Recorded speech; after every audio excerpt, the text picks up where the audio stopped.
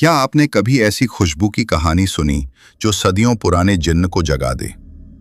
एक मासूम लड़की का हुस्न, एक लालची जिन्न का खतरनाक इश्क और एक ऐसा राज जो मौत को मात दे सकता है।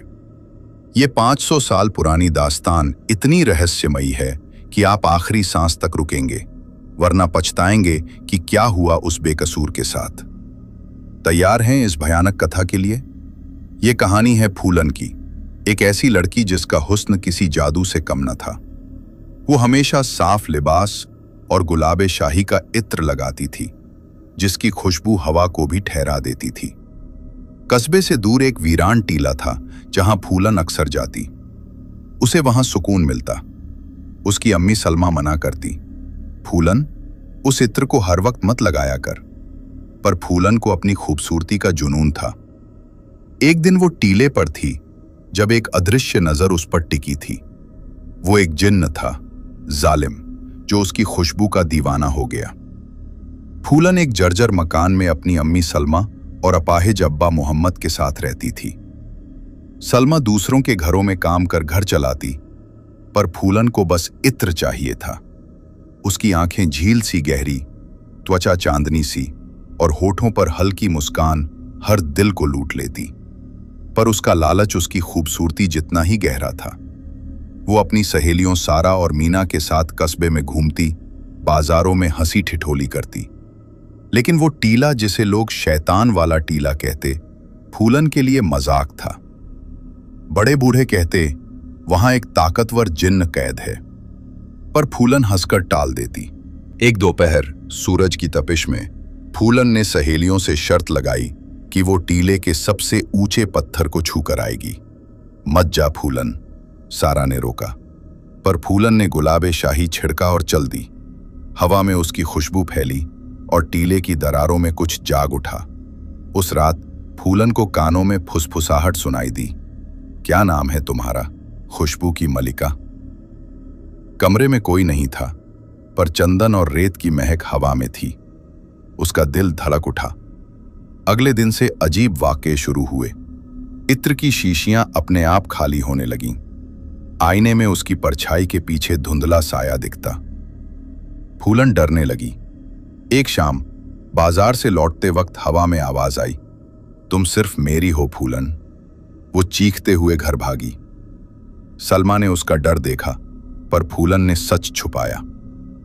अगली रात कमरे में चंदन की महक फैली और एक ताकतवर नौजवान का साया उभरा।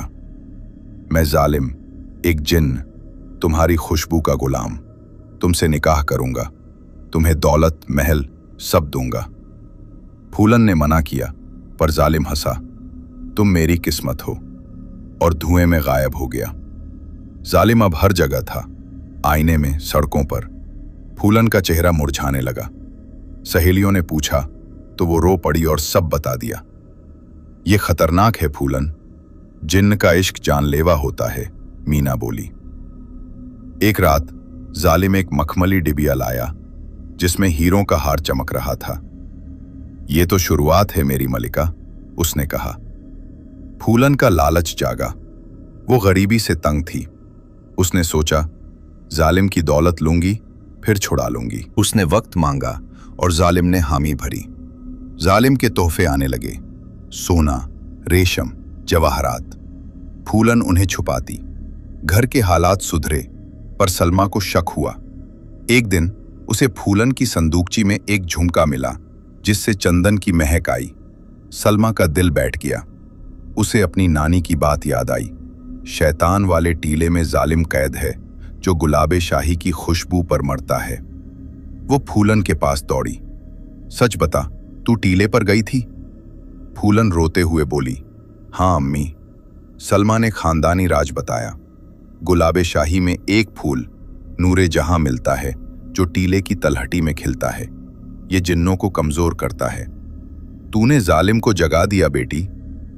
जालिम की आवाज गूंजी, कल चांद पूरा होगा, फूलन मेरी होगी। उनके पास एक रात थी। सलमा ने पुरानी संदूकची खोली जिसमें नूरे जहां की तस्वीर और जड़ी बूटियां थीं। इसे चंदन और लोबान के साथ जलाना होगा टीले पर, सलमा बोली। यह खुदकुशी है। फूलन डरी। उसे धोखे से बुलाना होगा, सलमा ने कहा। रात को जालिम आया। फूलन ने अभिनय किया, मैं तैयार हूं पर टीले से जाना चाहती हूं। जालिम मान गया। सलमा ने फूलन को नूरे जहां के बीज दिए, इन्हें उसकी आंखों में फेंकना। टीले पर चांद चमक रहा था। सलमा छिपी थी, मिट्टी का बर्तन तैयार।